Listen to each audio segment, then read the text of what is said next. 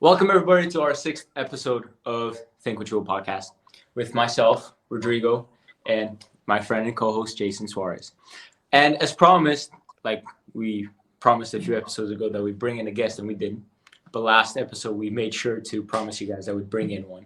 So we brought along one friend of ours, Paris Longhurst, and yeah, she's gonna be our guest for today's episode. How are you feeling, Paris? I'm good. I'm nervous, but I'm good. Well, you don't have to be nervous. Just feel free to say whatever you have to say, and hopefully you'll enjoy it. Thank you for having Yeah. me. So you're currently in university now, right? Yeah. Give us a little introduction on yourself, what you're studying. So I'm in London right now, and I'm in my second year, and I'm studying accounting and finance. Okay. And was that what you originally planned to go into coming out of high school? Coming out of high school, I wasn't too sure. I don't think anyone really knows what they want to do. So I knew I wanted to do something with business, and I just sort of finalized it down to accounting and finance because it's something I've always been interested in. Okay. Well, that's interesting. Was that part of because today's topic is gap years, right? Do you think, for example, that you're taking of a gap year? I think you took a gap year, right, between high school and uni, right? I actually took a gap year during uni. So Okay. I didn't take. How did that work? Explain that to us. So basically I did my first year, and my first year was entirely online because it was during COVID. So I was in Macau for the first year, and then I came to London, and that was like a big move, obviously, for me because I came by myself with no family. Yeah, and then I decided about a month into being in London and doing my second year that I just needed a break, and my uni offers like a break from studies.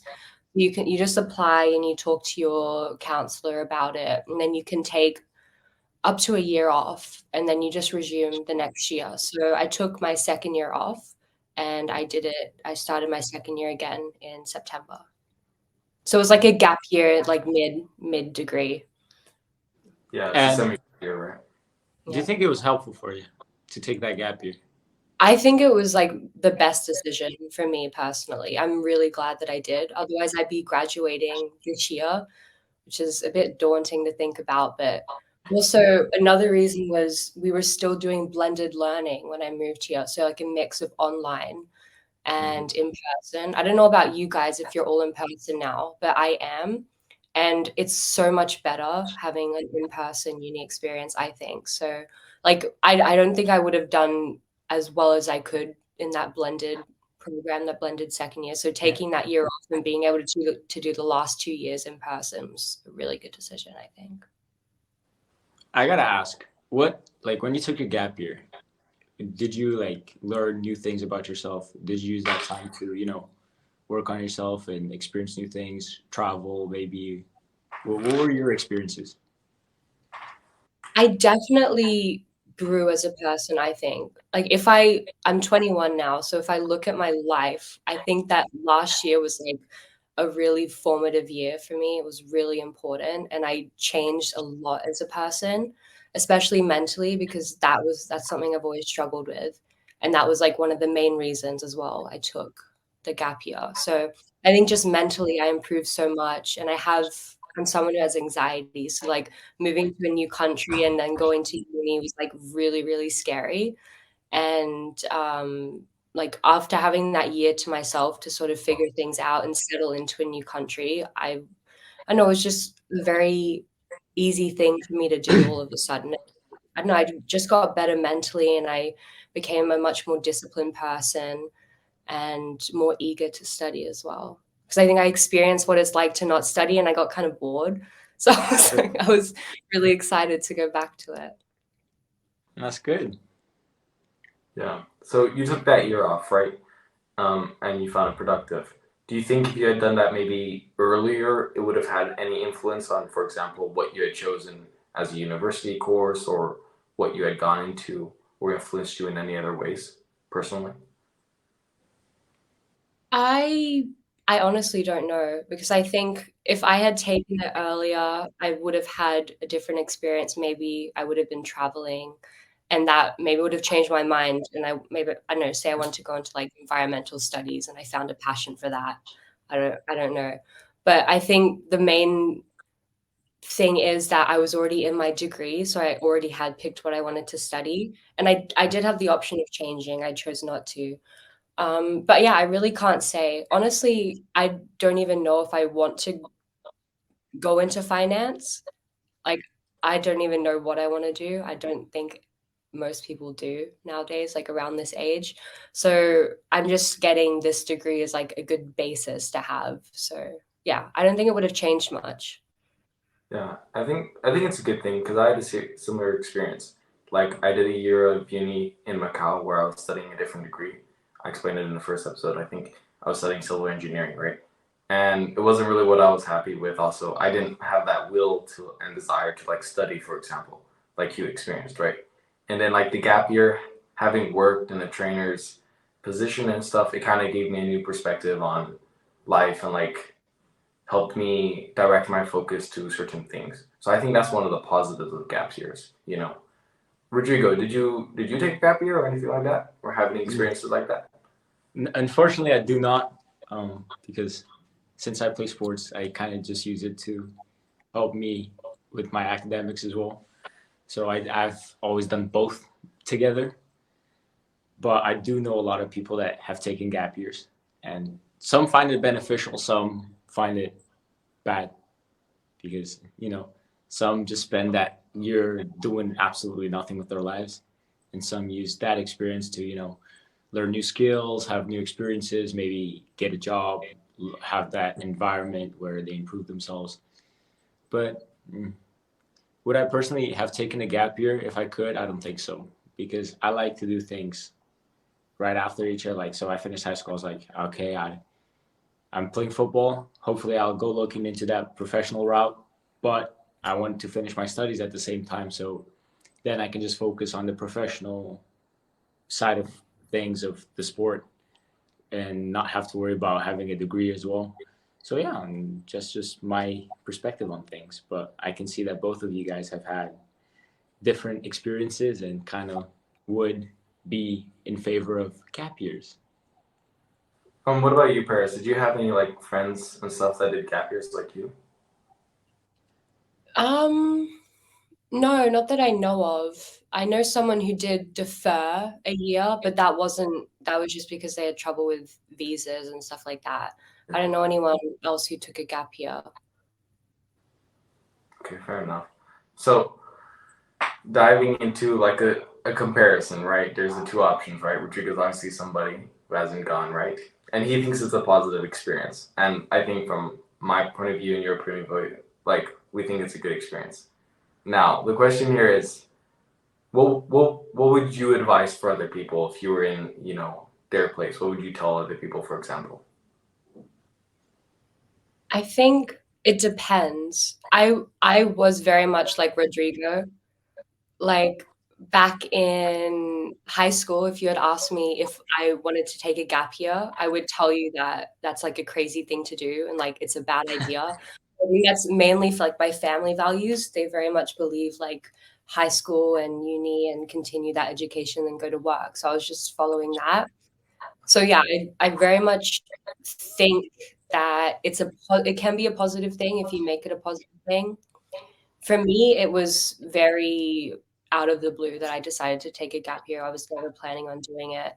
I think like my biggest piece of advice would be to plan it, because you could spend that year working, you could spend it traveling. If you spend it traveling, that's obviously going to cost you money. So you have to decide how you're going to finance that.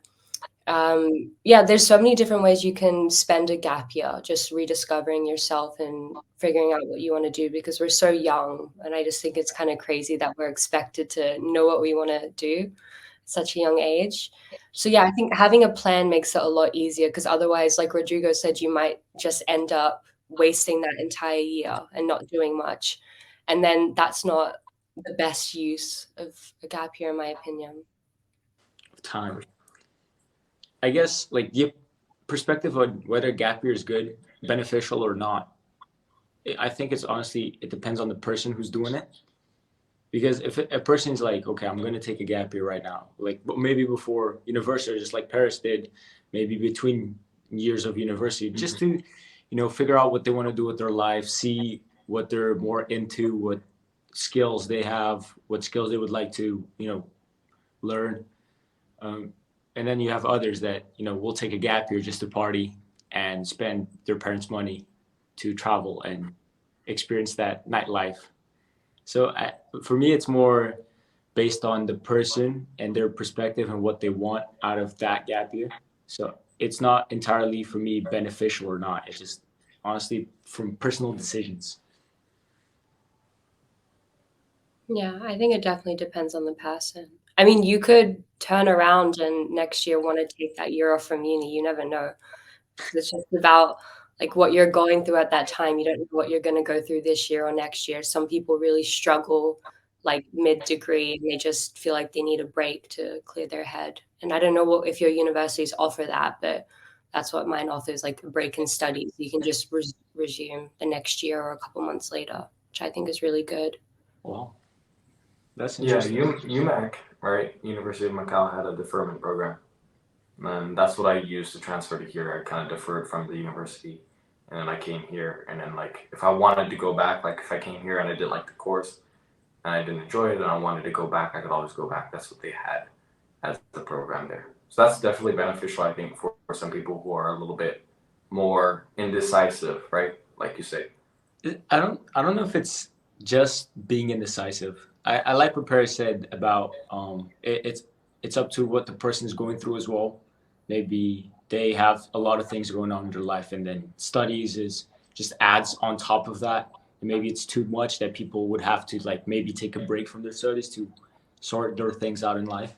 I'll use myself for an example. If let's say next year, I imagine I get a pro contract, and if studies is too much for me, maybe I will take a gap year just to focus on that first year of the professional life and then maybe resume my studies afterwards. You never know. I agree with Paris. It's up to the conditions and to what that person has going on in their life. I like that. I like what Paris said about that. Here's a question. Do you think, for example, schools should have an initiative that, in a sense, supports gap years and like helps students who are going through gap years like decide what they want to do in the future? Like, let's say hypothetically they have gap year courses for students to kind of like look at different degrees or experience different areas of expertise, for example, to help them decide. Do you think that would be an interesting thing for example, the educational system to implement? I think it would be. I mean, I do know that I think there's some universities that actually do have gap year programs. And then also if you think about the US, like the university system in the US, they have a 4-year degree mainly because that first year is trying to pick your major. So that's already giving you get to try a bunch of different classes and see what you're really interested in. But then systems like over in Europe, it's very different. You have to know what you want to study. So I think that it's a very beneficial thing to have. I think it's very useful, especially I think the biggest thing is we're just so young. Like, how can you expect, like, how do you know what you want to do? And I think we've also come like from doing like, God, like a decade or more of high school, like just school. And then we have to go and do more studying. And some people really don't like that. So I don't know. I think you just sometimes you need a breather. And I think it would be good if education systems adapted to that more. I agree with Paris. Like sometimes you need time to recharge and like refocus on the things you want to learn about yourself and on your own terms as well. But I did some research before the episode, and there's a research that says that there are a lot of benefits of taking a gap year that has led schools such as Harvard, New York University, and MIT to encourage students to take one in order for them to further develop themselves, take that time to recharge and refocus. And I think it's something that should be considered worldwide, that universities should offer as an option, so students that feel overloaded could take a time to, just recharge and take a breather. Yeah, I agree with that. I think there should be a general, like, more of a push from the educational system to support programs like that you named, right? Where students have that time to decide a little bit for themselves. Because what happens is already, for example, in Europe, right? I don't know how it is in England. Maybe you could explain that to us a little bit, Paris. But at least in Portugal, already in high school, 2 years before you graduate, you basically have to decide, for example, what area you go into. Oh, yeah. So you can go into sciences or you can study like business. So you already start dividing your course as a result of what you choose. So in some you have like more scientific and mathematical knowledge, and others you have more like psychology and other subjects like that. And so from a very young age, kids a lot of times have to make decisions that they're not ready to make. I have a few friends, for example, in my class who are doing, sports sciences, which is what I'm studying, and it does require some amount of knowledge, for example, of biology and things like that. But because they hadn't chose that side, that division in high school, they lack a lot of that knowledge, and it ends up hurting them in the future. So maybe there should be a period of transition implemented, for example, in the gap year where students can, maybe relearn some of their subjects from high school, for example, that they made a mistake, not necessarily a mistake, but they didn't know at the time what to choose, Is that the same way it is run in England, for example? Do you know anything about that? Well, I didn't do an English system, like educational system before uni. My sisters did, so I know sort of what it's like. But I remember, because I do know how it works in Portugal, and that always baffled me because I thought it was crazy that you had to pick what to do in university in like grade 12. So the fact that you had to pick like even earlier than that in Portugal is insane. But it's not as intense, I would say, the English system or the system that Rodrigo and I did, the Canadian one. But you still have to pick courses because if you want to go into a science-based subject, you have to take sciences in high school. You have to tailor your high school courses to suit what you want to do in university. So it's not as intense, but you still, like for me, for example, I took like a general science course in high school. I didn't take biology or chemistry or anything too specific. So that really limited my options when it came to university degrees in the science realm, which I was never interested in. But if I had turned around one day and I wanted to be a doctor, it would have been very difficult for me to go in and do that with no science background from high school. Explain that a little bit more to me about how you couldn't go into, for example, a more specific, like medical field, only having done general science and stuff. Well, there would have definitely been a way to do it. I think maybe going to the US as well for university would have made it a lot easier. But coming to England, you have basically you get an offer from a university, you apply and you get an offer. But these offers, they're based, you have to get certain marks on your exams. So even though you've been accepted to university, you still have to meet certain marks to actually end up going to that university. And for example, if you're applying for a science-based course in England, they would want something like an A star, AA, and the courses they would want you to take are like biology, chemistry, or whatever, like science-based courses. So I wouldn't even be able to apply for that because I didn't take those courses. So I wouldn't be able to apply for that degree. So for my degree, it required math from high school. Some degrees are more lenient than others. So it limits your options a little bit. Could you resolve that problem by, for example, doing SAT subject tests, like specific to, chemistry and biology? I remember when I was applying for the UK, they said that you could submit, because I did take the SATs. I didn't do subject tests, but I did the SATs. They said that you could submit your SAT scores if you wanted to, but it doesn't necessarily do much for them because that's a US-based testing system. So it didn't really change much. I mean, maybe it would, but because the English system, it relies on GCSEs and A levels. I don't know if you've heard of that, but that's No. their testing system. So that's what they require. So I'm not too sure because I didn't have any trouble with that because I knew what I wanted to go into. So I picked courses that were tailored to that. Okay, because I know that subject tests, basically SAT subject tests, right, are just more specific evaluations, basically. So for me, for example, if I wanted to do engineering in Portugal, I also had to have more intense courses. For example, I think in physics and in chemistry, which I sort of had, but they didn't accept, for example, the high school transcripts for those courses because they were very simplistic. So if I wanted to be accepted in those universities, I had to do an equivalence basically. So I had to take the SAT subject tests, which they do have. It's a score from 0 to 800, I believe, for like physics and chemistry. And then depending on the score there, they could make an equivalent for the Portuguese course, and then I could get into subjects like that. But I guess that's not necessarily the case with the English schooling system, right? All I know is that I've been in most of different curriculums. I've been the Portuguese one, the Canadian one, the American one, and I'm in the Italian one. I'll say that the Portuguese one is by far the hardest one I've had, the most demanding one. And I disagree with the fact that I think it's in grade 10, they make you pick which area you want to get into.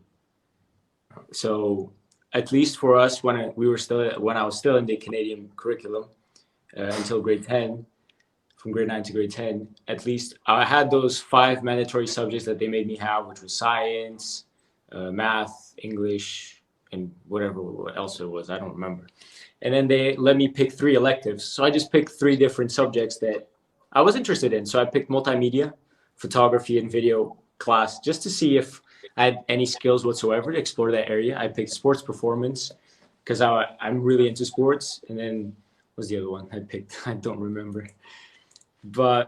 And then I moved to America, and it was a completely changing system for me because it wasn't like that. I just had 5 subjects in America, the mandatory ones, because I played sports.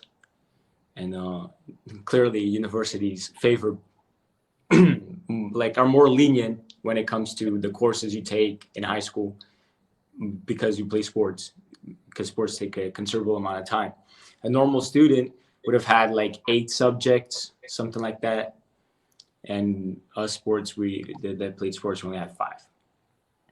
And I would say I took the SAT as well. It was an interesting test to take. It was long, really, really long and boring, but I did okay. And I don't know, it's just really weird being through different systems. Not all of them, not all of my grades were transferred as well, because for the American system, some of my electives that I took in Macau, in the Canadian curriculum, did not count as a credit for me. So in high school, I had to take more classes than my other colleagues and teammates because I had to make up for those credits in order just to graduate high school. And then in applying to universities or getting offers, they usually let you just go into whatever you want. Basically, maybe I'm not that accurately. Maybe if you want to go into really sciencey stuff, like doctors and stuff, you need to take some courses for that. But in general, they are very lenient when it comes to the courses just to apply for university. What about you, Paris? Can you do a transfer of courses, for example, in your school? Is it easy or no?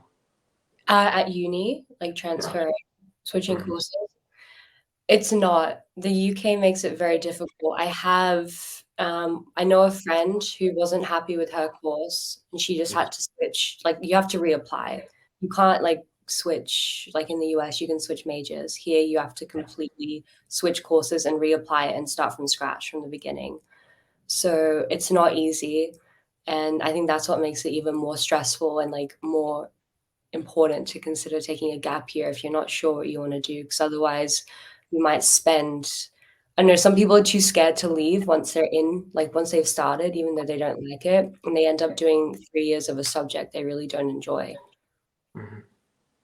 Yeah, I don't think that's fair to like to people who are studying, because it's putting them in a pretty tough situation where they have to make like a decision that's going to affect them possibly for the rest of their life, right? Like maybe some people don't have the financials to go back to uni for 3 more years, right? And then they're stuck in that career and they're kind of like, oh no, like what do I do now? There's no exit plan, there's no even switching plan, right? I can't change to another course and things like that, right? What about you in Italy, Rodrigo? I have no idea. I haven't tried to switch courses at all. I don't know how it works here in Italy, but maybe it's the same thing as the UK. I'm not sure. I don't know if maybe if you take some of the classes that are demanded for the course, they'll let you have those classes, but I feel like most of them would not count because if I went into a law degree, like I had one subject in the first semester that was private law, and I'm pretty sure that credit would be the only one that I would have probably gotten if I transfer. I'm not sure how it works though. But since we're talking about gap years, we've been very positive about it. Now let's take a look at the negative side of things. Let's take a look at the cons of taking a gap year. I want to hear from you guys first. What do you guys think is the cons? Like we can start with you, Paris, first. What do you think are the cons of taking a gap year? I think one of the biggest cons is the potential that you lose momentum in your studies and academic motivation. That's something my dad especially was really worried about when I decided to take it. He was constantly bugging me last year, like, are you going back to uni? Are you going back to uni? Because he was worried that I wasn't going to go back. Because I think it's a very fair point because you spent like almost your entire life studying throughout school. And then you go into uni. If you suddenly take that break, some people find it difficult to get back into the rhythm of studying. Me personally, I didn't have any trouble adjusting, which I'm very grateful for because university is very difficult.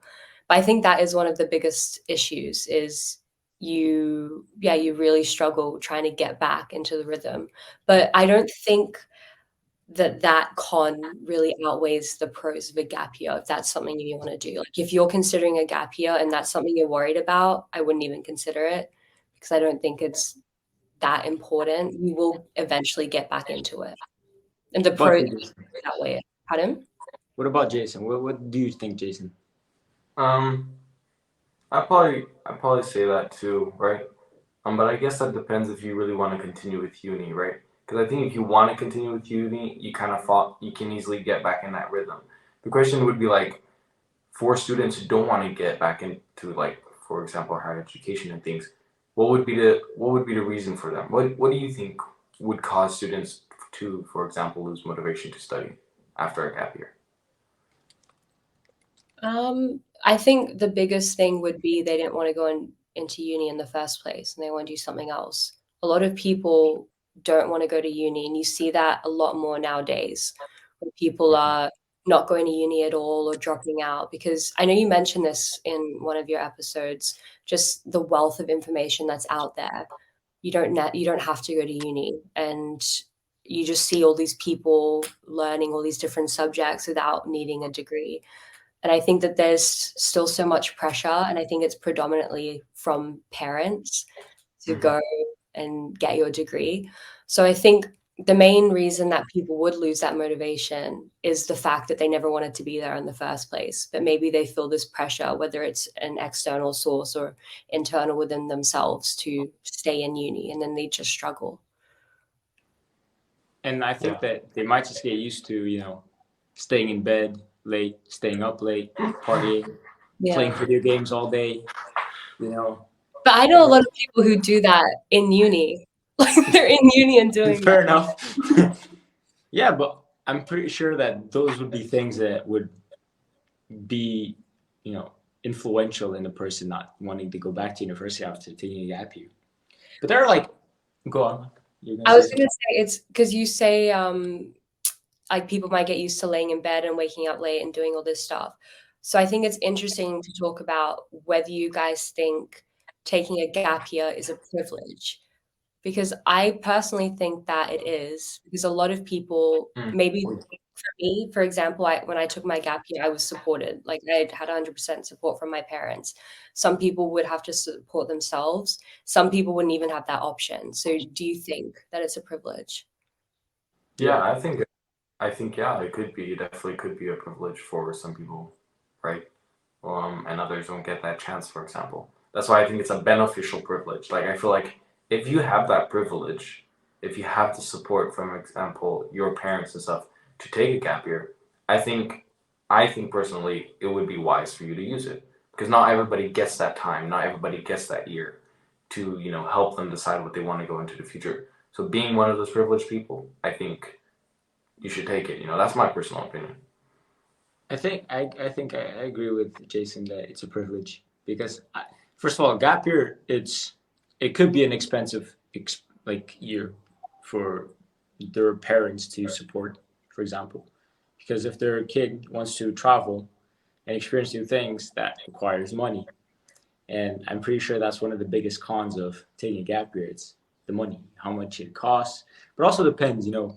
It could also be a good learning curve for people, but I don't think many can afford to take a gap year to lose that momentum of taking a break, taking the foot off the pedal when it comes to their studies, because some might feel that they'll be behind their friends, or then when they go back to university they'll be the oldest in the class, and they might get looked at as dumb or stupid. And to I be just honest, want to, sorry. oh, no, you're gonna say go. I'm gone. I wanted to say something about being the oldest because I don't think that's an issue at all because I obviously did my first year and then I did a little bit of my second year and then now I'm in like completely in my second year. And each time there were kids, the age range was huge. There were some kids who were fresh out of high school and were 18. There were others who were 27. And that's something that's progressed every single year. Like this year, there are kids who are like 25, 26.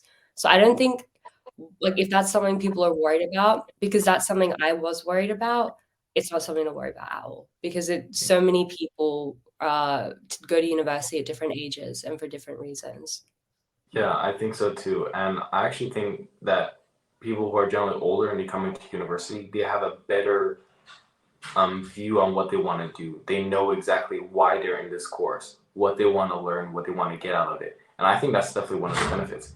And that's one of also the reasons I support gap years because I feel like when you do a gap year, you mature a lot, right? Like you said, you mature a lot. You identify what you want to go into and things like that. And that makes your eventual learning throughout university more complete. I think so. And on the point of being taking a gap year, for example, as a privilege, um, it's also possible that it's on the other spectrum, which is some people have to take a gap year to example work to pay for their uni. Not everybody can just directly transition from high school to university, right? Some maybe don't have the financial support from their parents. They have to work for a year, maybe even 2 years, maybe 3 years. Who knows, right? They have to take a period off studies to support themselves financially for that further development in university. I disagree with you in that because I don't think that if you have to support yourself financially into going to university and you take that break, you take that time off of high school, get a job to be able to have some money to pay for your university later on. I don't think that's considered a gap year. I think that's just something that person has to do in order to go to university. It's not like, oh yeah, I'll just take a break, get a job, and get some money. It's more like something they have to do. Gap year is more like an option for a person coming out of high school or even university that they're like, okay, I want to take a year off to do other things, and it requires planning as well. You can't just take a gap year not knowing what you want to do with your life. Like, I don't think that's personally beneficial for someone. I agree with both of you. I think you're both sort of like saying very similar points. I think what Jason is saying is more from like a privileged perspective where you don't necessarily have to take a gap year. But you can. I think like taking a gap year, I think it should be considered a gap year, anything between high school and going to university, because you're learning so much. I think you're growing as a person, you're developing your horizons, and I don't know, I just think it should be considered a gap year, whether or not it comes from, having a choice where you want to travel or just try out different things or having to work, because you're taking a break in your education. And I think that's what a gap. Can I bring up an example that will contradict both of you? Okay, go ahead. So let's say a person comes from a low income family. They don't have the funds or the means to pay for their child's university degree, for the child to go to university.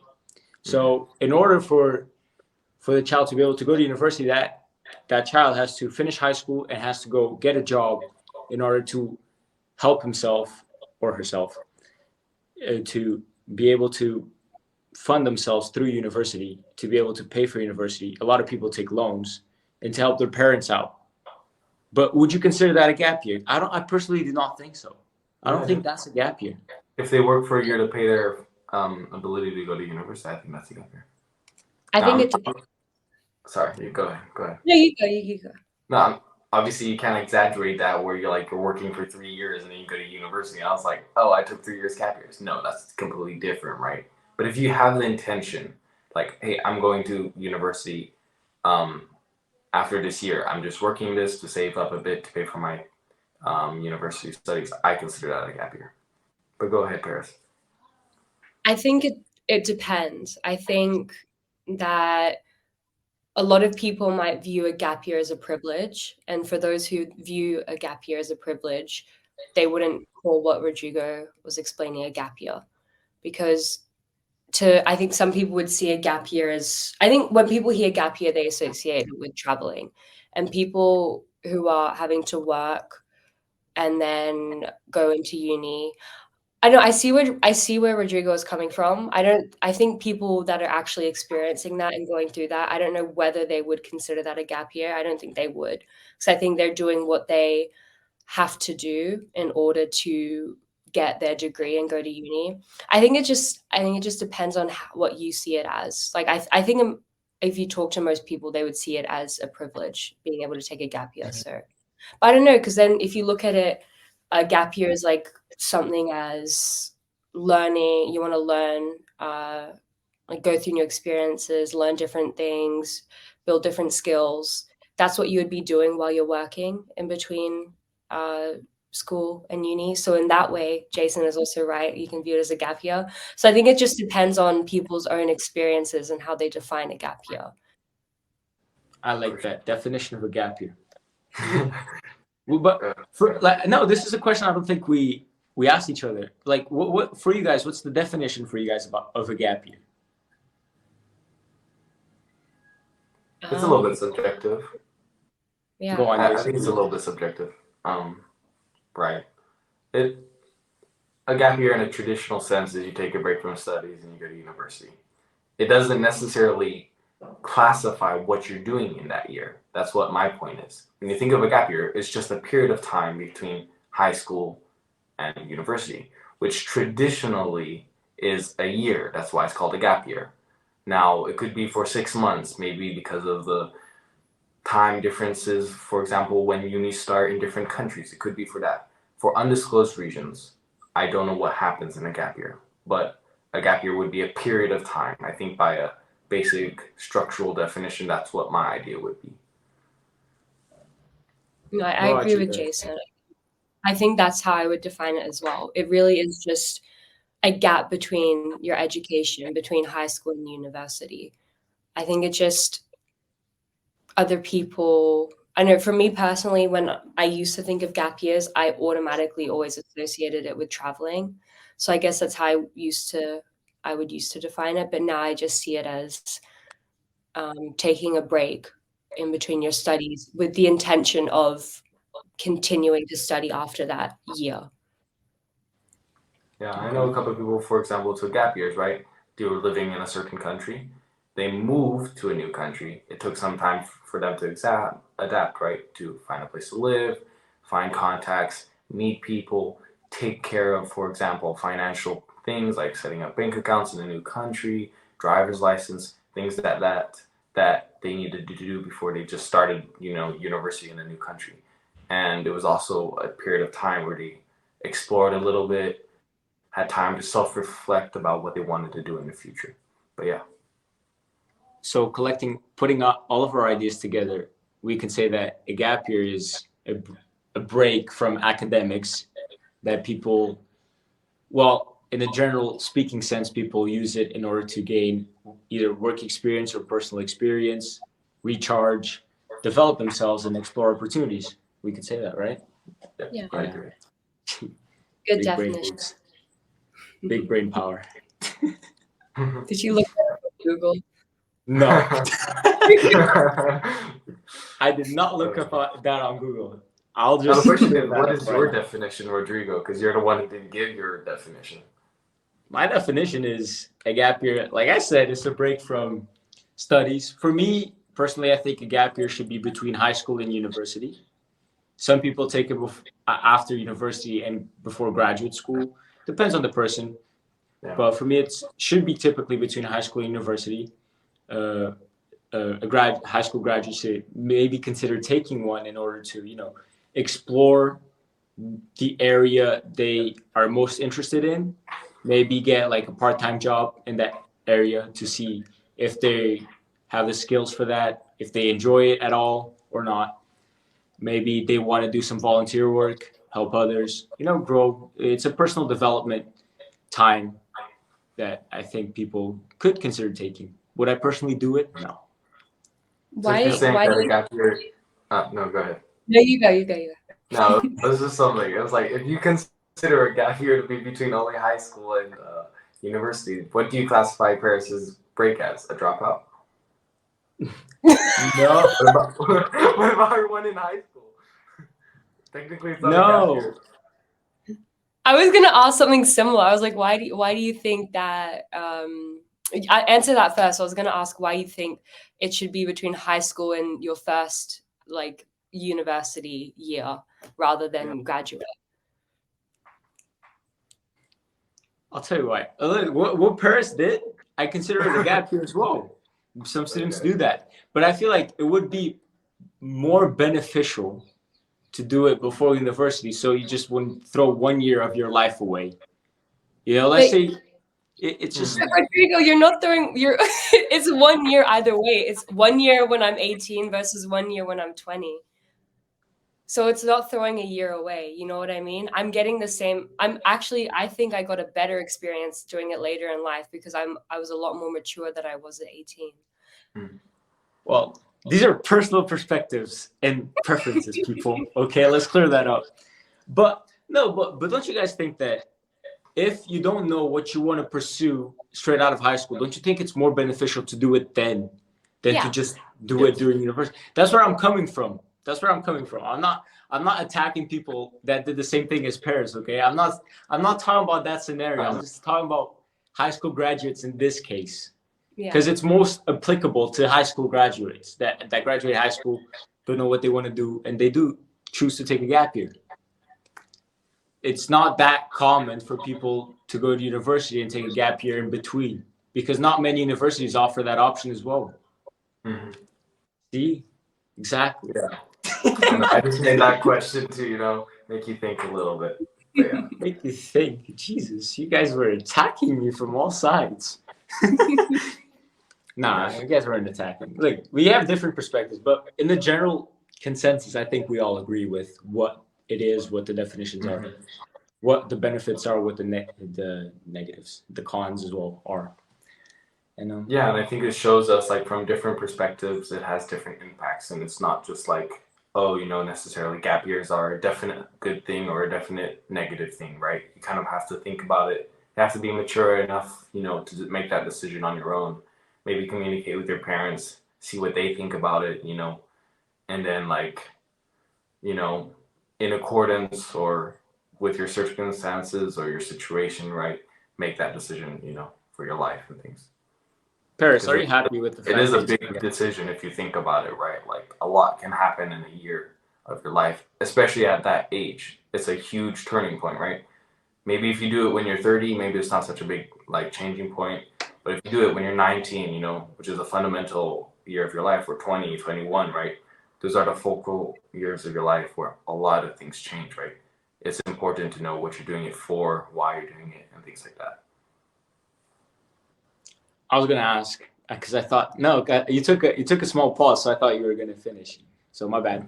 I was gonna say, Paris, are you happy with the fact that you took a gap year in university? Very happy. Yeah, I think otherwise I would have, as you put it before, like wasting a year. I think doing my second year when I was doing it would have actually been a waste because I wasn't motivated to study. I wasn't enjoy. I'm not. I'm not trying to like. I'm just joking. I'm just messing with you. But it was just. I know. I think it was a good thing because I wasn't motivated to study, and now I am, and I'm equipped with everything I need, and I'm more positive about everything. So I think. And I have a better experience as well. Like it's completely in person now. Otherwise, I would have had 2 years online and 1 year in person. I don't think that's what university is about. I really hated doing online uni, so I'm really glad that I did it. What about you, Jason? You kind of had kind of like a, I don't know if it's called a gap year what you had, but kind of a similar experience. It's probably less of a gap year than probably Paris is, but yeah, I'm definitely very happy I did that. I think it was really important. It wasn't necessarily the interesting thing for me was it wasn't necessarily my choice. The situation was I was supposed to come to Portugal, but things didn't work out. The school didn't accept some of my documents. I was missing some documents. So it would take another year to apply, and I eventually signed up for UMAC, and I worked, and I sort of semi-studied, even though I didn't study very much. But yeah, I am glad that I did that because I like knew after that, I was like, I definitely know what I want to go into now.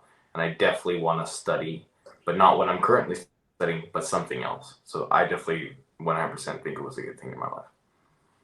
And before we finish this episode, I just want to ask, would you guys recommend it to other people? I think so. I would Depending on the definitely. circumstances, of course, but yes. Okay. Well, thank you guys for listening and paying attention to this 6th episode about gap years. And thank you, Paris, for coming in and talking about your experience and giving your opinions and your points of views as well on it. So thank you very much for that. Yeah, we hope you enjoyed this episode with our guest host, and we'll hopefully have another one next week. So stay tuned for that. So yes, it's really easy to get guests. But yeah, thank you so much, and we'll see you guys next week.